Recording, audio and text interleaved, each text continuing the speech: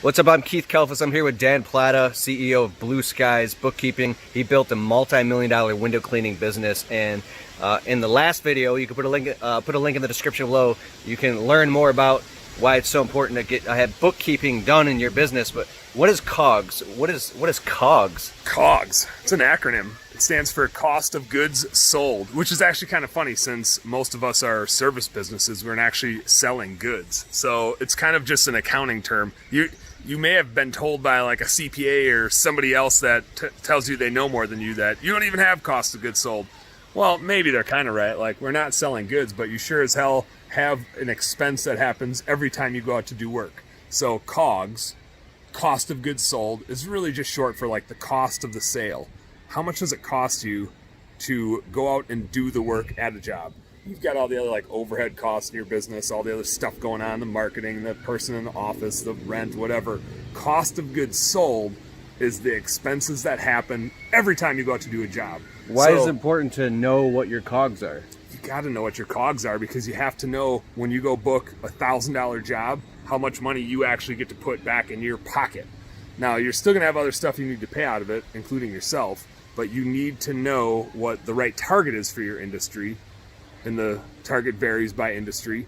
But you also need to know when you're not hitting that number, why you're not hitting it, and what you need to do differently. So the big things in cost of goods sold that you need to be thinking about. One, the obvious one, is labor. Every time you do a job, you're paying somebody to do it. You like my Responsibid shirt, Responsicon, dominate the day, baby. Shout out Kurt Kempton. Kempton, yeah. So COGS, big one is labor. Obviously, you need to know how much you're spending on your people that are doing the work. The other ones are the fuel to get you out there and back and run your equipment, the supplies to perform the job, and sometimes even like the tools that you're using over time, the workers' comp insurance, damages and repairs. Like, over time, stuff is going to get damaged and you're going to have to fix it. Damages and repairs. Merchant processing. Do you ever charge a credit card? Yes. Do you expect to get paid by the customer every time you do a job? Yes. Somebody's got to put that money in the bank, either a credit card company or you. So it's cost of doing the job, getting paid.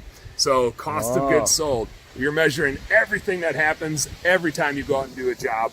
And if it starts getting out of line, you need to know where it's out of line and assess, are my guys wasting supplies? Are my guys inefficient and not producing fast enough? Are we damaging stuff every time we're going out?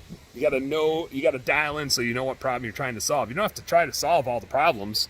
Ideally, if you're doing a good job of managing your P&L, you only have one problem to solve, maybe a couple, but having a good P&L and knowing what your numbers should be helps you dial in and focus on the one or two things that you need to spend your time on, so you don't feel overwhelmed like you need to fix your whole business. Usually it's just one or two things, and it's a system or a process.